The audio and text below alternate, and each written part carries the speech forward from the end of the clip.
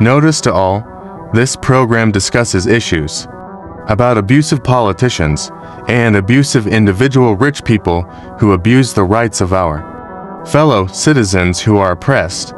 This program does not intend to harm anyone. This program is fighting for the rights of our countrymen oppressed by oppressors.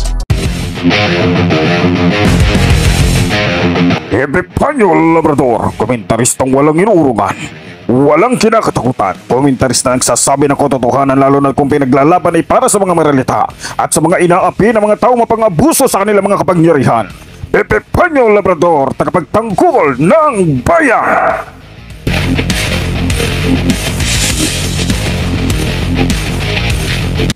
Sundan at pakinggan ang kanyang pakikipaglaban para sa karapatan ng ating mga kababayan. Epifanio Labrador!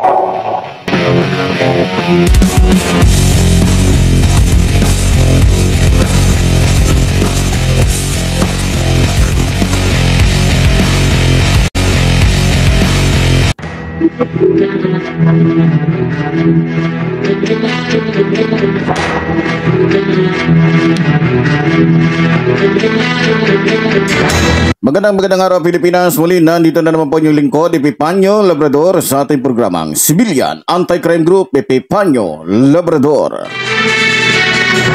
At syempre sa ating pagpapatuloy, binabati po natin ang ating mga kapatid Luzon, Visayas, Mindanao na patuloy po na nakasababay tumututok dito sa ating programa. Maraming salamat po. At syempre sasalamatan din po natin ang ating mga kapatid sa abroad na patuloy po na nakasababay tumututok dito sa ating programa. Maraming salamat po. At syempre pinasasalamatan din ho natin maging yung ating mga bagong subscribers. Maraming salamat po sa inyong lahat at sana po ay lagi po namin kayo makakasama sa bawat araw po na mayroon po tayong tinatalakay dito po sa ating programa. Maraming salamat po at syempre pinasasalamatan din po at binabati po natin ang ating National Vice Supreme Commander Roldan Dumdum. Sa araw pong ito mga minamahal ko mga kababayan, pag-uusapan po natin ang naging reaksyon nitong ni Duterte tungkol nga sa ating napag-usapan kahapon dito sa ating programa na kung saan ay binanggahon ng Chinese Coast Guard ang ating ang bangka o barko man kung ano man yan, yung sa sasakyan ho ng ating Philippine Coast Guard. Na kahapon nga ay talagang tinira ho natin na talagang dahil ho sa galit ko dito kay Robin Padilla na ito na ho, di ba? Ibang-iba ho yung kanyang pinapahiwatig doon sa nakikita ho natin. Kasi nung kausap po ni Robin Padilla, yung ating mga opisyal sa Philippine Coast Guard, tila baga gusto niya kasing palitawin na ang Philippine Coast Guard pa ang may kasalanan. Ngayon, may iba po na nagsasabi doon ho sa video na ang sabi mukhang Pilipino nga ang bumangga sa Chinese Coast Guard kasi yung barko daw natin ang umaandar at yung sa Chinese Coast Guard ay hindi. Kundi ba naman kayo mga santambak na tanga at bobo? Yung nakita nyo na yung na video, kaya hindi umaandar ang barko noon ng China kasi nga nakaharang. Kumbaga ginawa nilang hams yung barko nila para hindi makadaan o ginawa nilang bakod ang barko nila para hindi makadiretso yung ating barko kaya umaandar yung ating barko. Di ba nga papunta yung mga kababayan natin na yon doon sa mga kababayan natin na kung saan maghahatid ng pagkain sa mga kapatid natin ng Navy.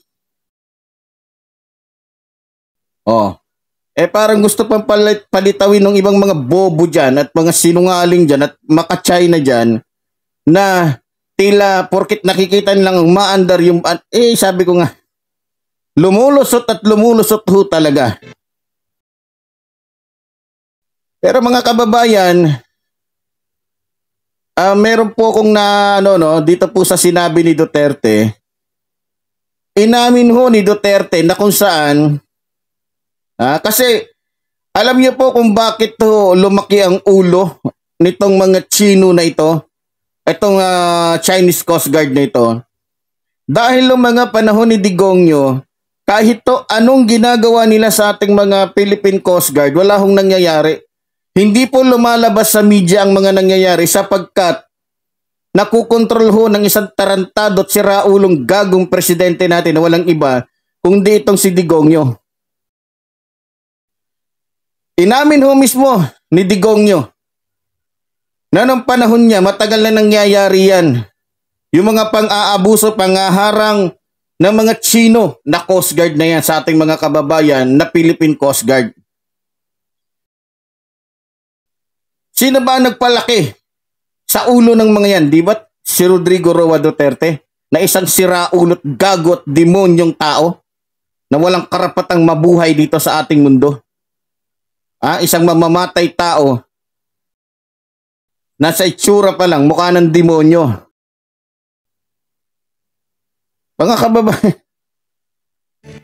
inamin ho mismo ni Duterte. Kaya nga ho, marami ho sa mga kababayan natin ang dismayado. At marami sa mga kababayan natin ang galit na galit ho dito kay Rodrigo Roa Duterte. Sapagkat kundi dahil sa kanyang mga ginawa noon, pagkukonsinti sa mga ginagawa ng Chinese Coast Guard na yan, noon pa lang nagkaroon na ng takot yan sa Pilipinas at hindi na nila basta-basta ginagano ng ating Philippine Coast Guard. Kaya nga po ang panawagan ng ating mga kababayan, dapat to kapag naghahatid ho ng pagkain itong ating mga Philippine Coast Guard doon sa Navy, sa mga kapatid natin ng mga Navy, sana ho may mga kasama silang kung hindi Navy ship o baka yung ano na lang, yung mga Marines, di ba? Kasi at saka isa sa mga hindi nagugustuhan ng ating mga kababayan, kaya ho ganun-ganun na lamang kinakawawa ng ating mga kalaban, ng ating mga kababayan na Philippine Coast Guard. Dahil kung makikita ho ninyo, wala ho sa kalahati yung barko o yung laki ng barko natin sa barko ng mga Chinese. Kasi nga ho, kung hindi lang mga mandarambong at kung hindi lang mga magnanakaw at walang iya yung karamihan sa mga politiko natin dito sa ating bansa,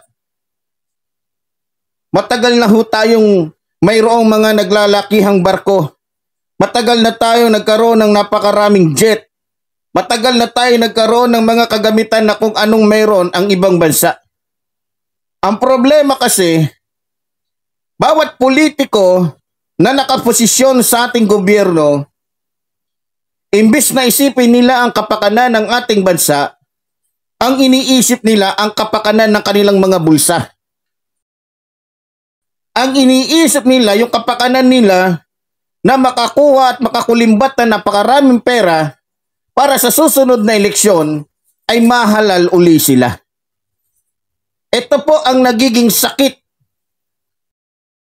ng ating mga nasa gobyerno, yung pagiging magnanakaw. Na sana mawakasan na.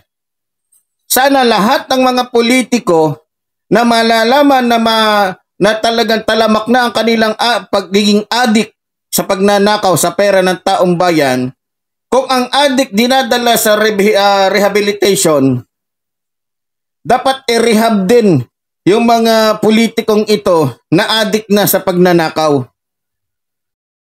Baka sakaling mabago pa yung kanilang sistema sa pamumuhay o sistema sa pagiging isang politiko o lingkod bayan ng ating bansa. Na kung saan nagiging talamak na sa kanilang isipan, sa kanilang puso, na wala silang ibang hangarin kundi makapagnakaw na lang sa bawat araw na ginawa ng Diyos. Alam niyo mga kababayan, noon pa man, sa panahon pa lang ni Cory at ng ibang mga naging presidente, kung binigyan nila ng focus na patindihin, palawakin yung depensa ng ating bansa, o kagamitan ng ating mga Philippine Coast Guard na dumidepensa, nagbabantay sa pagmamayari ng ating bansa, hindi na ho sana natin problema ngayon yun, yung sinasabing binabangga ng mga Chinese Coast Guard. Wala eh. Ganun eh. Kung hindi magnanakaw ang karamihan sa ating mga nasa gobyerno, kaya natin tapatan yung laki ng barko ng mga Chino na yan. Ang problema, parang ang nangyayari ngayon, o ikukumpara mo ang sasakyan ng Pilipinas at barko ng China na nagbabantay di umano sa teritoryo din nila. Kumbaga, yung laki ng ating barko ay kasing laki ng bulate, samantalang yung kanila kasing laki ng anaconda. Kayang-kaya nga naman lunukin. Kayang-kayang lingkisan. Kayang-kayang lamunin. Maliit lang eh. Pero ganun pa man, sa kabila na ang ating barko dito sa ating bansa ay walang sinabi sa mga barko katulad ng mga barko ng China at ng iba pang mga kalatig bansa na naglalakihan ng barko. Salamat at mayroon tayong magigiting at matatapang na Pilipino katulad ng Philippine Coast Guard na handang magbuwis ng kanilang buhay para sa ating bayan. Pero ganun pa man, sana, kung maaari, kung pwede, hindi na humantong pa na kung saan may mga Coast Guard o Philippine Coast Guard tayo na mga kababayan na magbubuwis ng buhay. Tama na pinapakita nila na sila ay matatapang at handang maglingkod sa ating inang bayan. Dahil para sa akin, bagamat sa bawat araw na sila ay naglalakbay sa karagatan, may karapatan ho sila na lumigaya sa buhay, kapiling ng kanilang mga anak at asawa, mga magulang, kapatid at mga kaibigan. Mga kababayan, nananawagan ho ko sa inyo na huwag sa walang kibo. Biro mo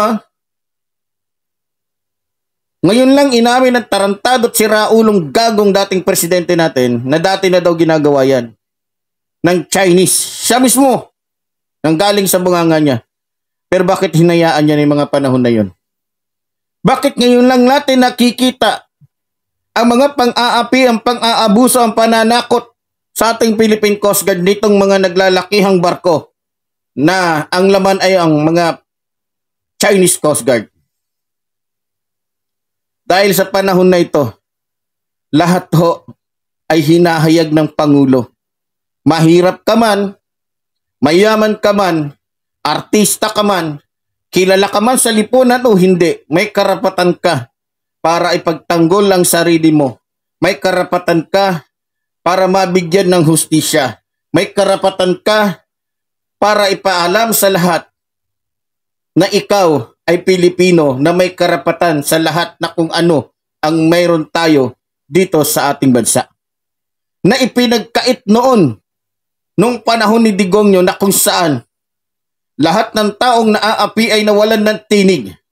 Lahat ng taong humihingi ng hustisya ay nawalan ng pag-asa sapagkat nakontrol ng isang komunistang pangulo na kung saan ginawa niyang robot, ginawa niyang mga zombies ang mga nanunungkulan dito sa ating bansa. Na ngayon na naglalabasan na kung saan marami sa mga kalyado ngayon na mga politiko ni Duterte ang nag-alisan na sa kanya. Halos 80% ho ng mga kaalyado ni Duterte nag-alisan na ho sapagkat lumilitaw na ho ang katotohanan na lahat sila ay sumampa lamang sa bangka ni Duterte ng mga panahon na yon sapagkat sila ay natatakot na mapatay o maipapatay ng dating Pangulo. Na kung saan batas MPA ang kanyang ginamit at hindi batas ng ating bansa. Halos sa 100% na kaalyado ni Duterte ay nasa mga Marcos na ngayon. Sapagkat naliwanagan sila sa katotohanan na ang totoong makabayan, na ang totoong may pag-ibig sa bansang ito ay sumusunod sa lahat ng alituntunin na mayroon ang bansang ito. Ang totoong Pangulo na mayroong pag-ibig sa kanyang mga kababayan ay marunong makinig sa hinaing ng mga kababayan natin na humihingi ng saklolo. Kaya nga kung makikita ho ninyo nung panahon ni Digong nyo, wala po yung mga katulad niyan, nila Levy, yung mga Pinaso, mga katulong na yan, yung katulad ng Socorro, wala yan. Yung katulad nito ni Tebes, wala yung mga yan. Hindi pinapasin ni Digong nyo yan. Wala siyang pakialam, basta magkalat sila ng lagim okay lang. Na ngayon ho ay lumalabas na at pinananagot na ho ng Administrasyong Marcos sapagkat ang Administrasyong Marcos ay hindi bulag at hindi bingi sa katotohanan at sa mga nangyayari ngayon sa ating bansa. Yan po ang nakikita ko.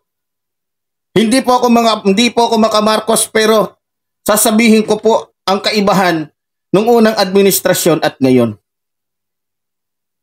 Yes, aaminin ko. Hindi ako maka-Marcos, pero marami ako nagugustuhan sa ginagawa ni Marcos ngayon. Salamat, sapagkat ayon ho sa akin na balitaan na kung saan nagtutulungan ho ngayon ang Pangulo, maging ang ilang mga senator, at pupukosan na daw nila na mabigyan ng sapat na pangangailangan o pondo ang Philippine Coast Guard. Na kung saan binabaliwala lang ng mga nagdaang Pangulo. Biro mo yung pondo ng Philippine Coast Guard na 125 million ay nagastos ho nila sa loob ng 17 years. Pondo yun Samantalang kay Sara, yung pondo na 125 million, 11 araw lang niya nilamon. Ang galing, di ba? 11 lang niya nilamon. Hindi ko alam kung paano niya nilamon. Matindi ho lumamon si Sara. Yung Philippine Coast Guard na mayroong 125 million na pondo, naubos ho nila yung pondo na yun, nagamit ho nila sa loob ng 17 years. Samantalang si Sara Duterte, nagastos lamang niya yung halagang yun sa loob lamang ng 11 days. Tingnan nyo kung gaano kagarapal. Kung yung 125 million na yun idinagdag ni Sara Duterte at tinulong niya sa Philippine Coast Guard na nagbubuhis ng buhay na nangangalaga at talagang masigasig na nagbabantay sa ating bansa, nakatulong pa si Sara Duterte. Wala Ang ginagawa nila ngayon dahil hindi nila masagot yung tungkol nga doon sa 125,000 kung ano-anong mga litanya ang nilalabas niya sa social media. Mga litanya na kung saan akala mo anghel yung muka pero demonyo. Huwag po kayong magpapasilaw sa mga sinasabi ni Sara Duterte. Tandaan ninyo, ang nagtuturo po kay Sara Duterte sa kanyang mga sinasabi ay si Kibuloy na kung saan may kasong rape. Isang pastor na nagpapanggap na si Kristo na siya namang spiritual advisor ni Duterte na kung saan sumasang-ayon itong si Kibuloy sa mga pinagpapatay ni Duterte. Isang pastor na tuwang-tuwa na maraming tao ang namatay sa extrajudicial killings. Ito lang yung pastor, mapapakinggan mo na sa dami ng mga biktima ni Duterte, abay pinalaki pa niya yung ulo ni Duterte sapagkat alam niya si Duterte, pagkasangga niya, walang makakapasok basta-basta at walang makakahuli sa kanya at pwede siyang itago ni Duterte. Kaya kahit mali na ang ginawa ni Duterte, abay gumawa pa siya ng kwento at salita o encouragement para lumaki naman yung atay nito ni Duterte na sinasabi nga ho ni Kibuloy, si Duterte katulad ni Haring David. Ay ibang iba ho. Si Haring David, nakakapag-alis ng demonyo kapag tumutugtog. Ha? Si Digongyo, si Haring David, nakakapag-alis yun ng demonyo. Ha? Kapag tumutugtog siya doon sa kanyang alpa. Pero itong si Digongyo, nakakapagparami ng mga demonyo dito sa ating bansa. Yan ho ang kaibahan nila. Si David, hindi pumapatay ng mga inosente at walang kinalaman o walang mga kasalanan. Si Digongyo, nagpapatay ng mga tao kahit walang kaalam-alam na kasalanan na ginawa niya nung araw na yun na kung saan silang lahat ay namasakir ng mga pulis na naging zombies. Di mo? Sa kagaguhan ka di mo nagpartner. Kaya hindi nakataka-taka kung bakit sinungaling si Sara Duterte at mapagpanggap. Hindi nakataka-taka kung bakit mapagpanggap si Duterte, maging ang kanyang anak na si Sara Duterte sapagkat ang kanilang spiritual advisor na si Kibuloy ay higit na mapagpanggap sa kanila na nagkukunwaring si Kristo. Biro mo, nakaraang araw, gumamit pa ng verse si Sara para lang kumbinsihin yung ating mga kababayan na siya ay makadiyos. Hindi nyo po alam yan, si Sara, adik yan. Tingnan nyo yung mata kung manlisik. Yung magkakapatid na yan, mga adik lahat yan.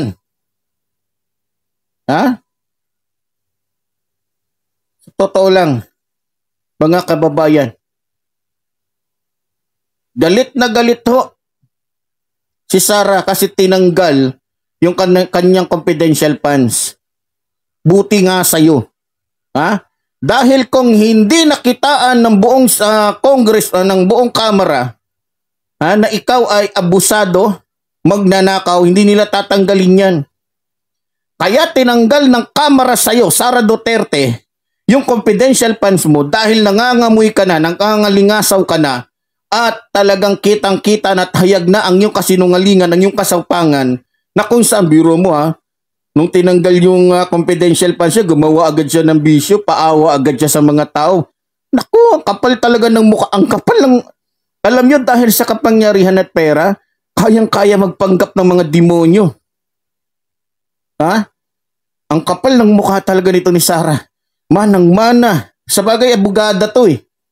Kaya huwag tayo maniniwala. Tandaan ninyo, ang isang abogado, number 1 na skill ng mga yan ay magsinungaling, magpanggap, gumawa ng istorya. Katulad yan Tapasio, di ba? Dahil abogado siya, kaya niyang gumawa ng mga istorya, mga gawa-gawang istorya, mga salita na magaganda para lamang linlangin ng ating mga kababayan. Kaya hindi nakataka-taka na kaya din gawin ni Sara Duterte yan. Saan ba siya nanggaling? Pag ang tatay demonyo, ang anak demonyo din. Pag ang barkada mo, demonyo na rin kayong lahat. Ilan ba ang demonyo dyan na mga nasa gobyerno, na mga magnanakaw lahat, mapagpanggap? Si Bato, diba? Si Robin Padilla. Marami pa. Si Jinggoy. Sino pa? Diba? Iisa lang hulahi ng mga yan. Mga lahi ng mga magnanakaw at mandarambong. Kunwari, concern sila sa ating bansa. Kung talagang concern ka, Sara, sa ating bansa, hindi mo inuna yung pagnanakaw mo sa pera ng taong bayan. Bilang pangalawang pangulo, dapat nag-focus ka. O baka dapat bilang isang pangulo, dahil pangalawang pangulo, wala ka namang ginagawa, imbis na gamitin mo yung DepEd, para makakuha ka ng maraming confidential funds para mapunta lamang sa bulsa mo, di sana bilang reserve army, o Philippine Army, total, wala ka pa namang nangangailangan ngayon ng Coast Guard din, matatapang eh. Doon mo, pakita mo. Humarap ka doon sa mga Chinese, pagsasampalin mo, katulad nung ginawa mo doon sa sheriff. Diba? Magaling lang to si Sara dahil napakaraming bodyguard eh. Pero kung yung sheriff na yon, tignan nyo ako anong ginawa niya doon sa sheriff. Physical injury pero walang nangyari, tahimik lahat. Bakit? Diba? Kung tutusin, pwede siyang ikulong doon eh. Dahil nanakit siya eh. Diba? May tamang papel naman yung tao eh. Pero hindi rin naman ako sang-ayon na bigla-bigla na lang papaalisin yung ating mga kababayan. Ang punto ko ho doon, ito hong si Sara, kung makikita nyo sa Davao, marahas ho to. Garapal ang mukha nito. Mamamatay tao din tong hayop na to. Palibhasa, pinalaki to ng tatay niya sa pagnanakaw, pandarambong sa pera ng taong bayan. Oh, buti nga sa'yo, Sara. Ano ngayon? Pahiya ka. Akala ninyong mag-ama habang buhay kayo, makakagawa ng gusto ninyo? Ngayon dahil wala nang kapangyarihan si Duterte, hindi niya na kayang kontrolin yung gobyerno, humihingi siya ng tulong. Nagdadadrama na naman itong matandang demonyo na to.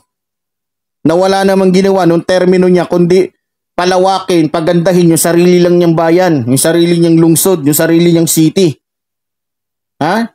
Lahat, halos ng project, doon niya binigay sa Davao.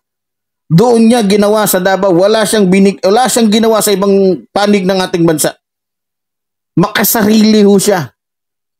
Dahil alam niya, ilang taon lang naman mawawala siya sa pagka-presidente para maging mabango siya, para maging sikat siya sa buong Davao, para hindi mapalitan sa kanyang posisyon, inunan niya yung Davao.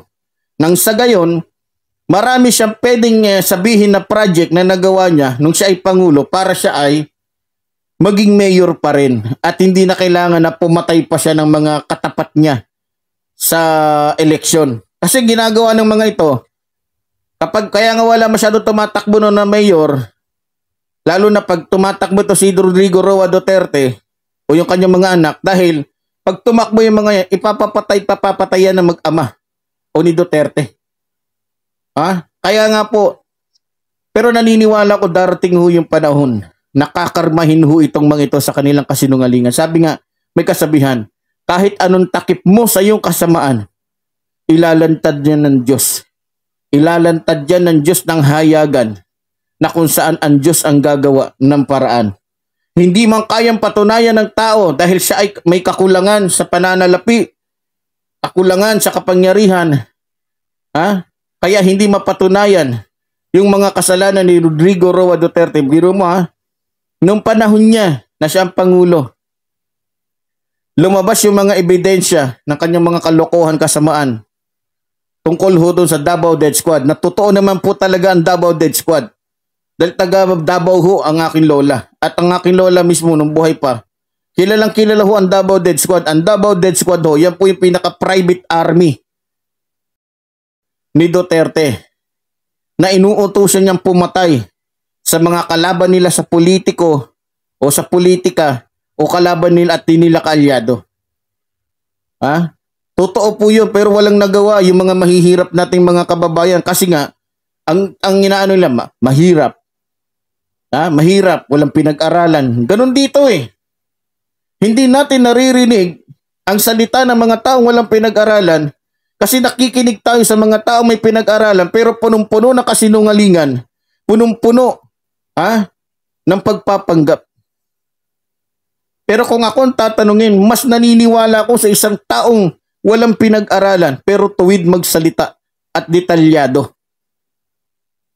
kaysa dito kay Digongyo na matalino, abogado, naging piskal, naging pangulo, naging mayor, lahat na.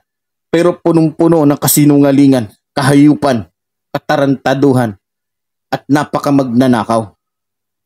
Mas pipiliin ko pang maging kasama at maging pangulo yung taong walang pinag-aralan na tapat sa kanyang at mayroong magandang layunin. Ganito po ang ating bansa. Kaya mga kababayan, salamat ho muli sapagkat ang ating Pangulo na si Bongbong Marcos ay magbibigay ho at bibigyan ho niya ng tuon. Sana ho hindi lang din galing sa bibig nila ito. Lalo na kay Senator Zubiri at sa iba pa, Risa Ontiveros, na talagang inaano nila na magkaroon ho ng mga kagamitan ang Philippine Coast Guard. Kaya po doon sa ating mga bagong mga subscribers, bago po tayo magtapos, muli po sinasabi ko naway lagi po kayo nakasubaybay at sana po wag niyo pong i-skip ang ads sa pamamagitan po kasi ninyo makakapagpatuloy po ang ating programang ito. Muli po sinasabi niyong lingkod, mabuhay ang ating inang bayan, mabuhay ang nagmamahal sa ating inang bayan. Maraming salamat po.